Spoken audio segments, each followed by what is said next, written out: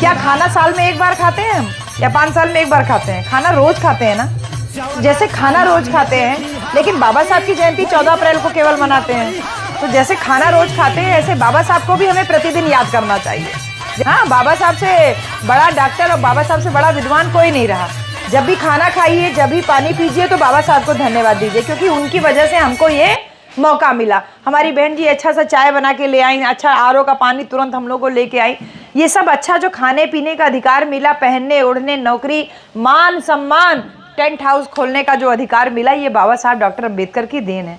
तो बाबा साहब को भी प्रतिदिन याद करना है। और बहुजन समाज पार्टी बाबा साहब के उस उंगली के इशारे के लिए बनी है। उस उंगली का इशारा जो बाबा साहब की मूर्ति इशारा करती है, बाबा साहब कहते हैं उठो संसद के ऊपर कब्जा करो, तुम्हारे दुखों की मुक्ति का रास्ता संसद से होके जाता है। तो उंगली का इशारा संसद की तरफ करता है। और वो संसद की तरफ इशारा कैसे करते हैं बाबा साहब? कि संसद पे कब्जा करने के लिए हमको वोट का अधिकार देके गए। वही वोट का अधिकार जिसके लिए साहब कांशीराम गांव-गांव पैदल पैदल साइकिल घूमे, आपको हमको हमारे वोट की कीमत बताई, वोट की कीमत बताई और कहा कि वोट हमारा, राज तुम्हारा, नहीं चलेगा, नहीं चलेगा। हमको हमारी कीमत बताई, हमारी संख्या की कीमत बताई। साहब ने नारा दिया, जिसकी जितनी संख्या भारी उसकी उतनी हिस्सेदारी। हमारी संख्या ज़्यादा है तो हमारी हिस्सेदारी होनी चाहिए।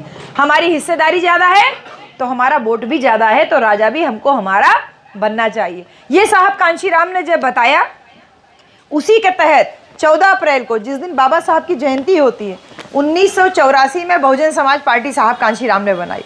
कहा कि इस वोट के लिए लोग कहते थे कि साहब बतिया तो आप खूब बतिया वाला कि वोट हमारा, राज तुम्हारा, नहीं चलेगा, नहीं चलेगा, लेकिन हमन के पास कौनो पार्टी तो है ही ना। कि जब हमारे पास पार्टी नहीं तब वोट किसको दें? तो जो हमारे भैया बैठे, का नाम भैया आपका?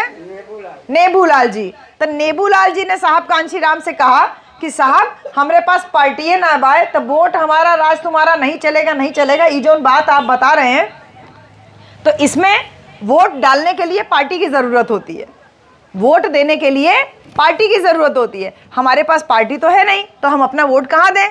तब साहब ने नेबूलाल जी की बात पे ध्यान देते हुए 14 अप्रैल 1984 को बहुजन समाज पार्टी बनाया कि अब हमारे पास पार्टी अपनी रहेगी तो अपनी पार्टी को हम लोग वोट कर सकते हैं।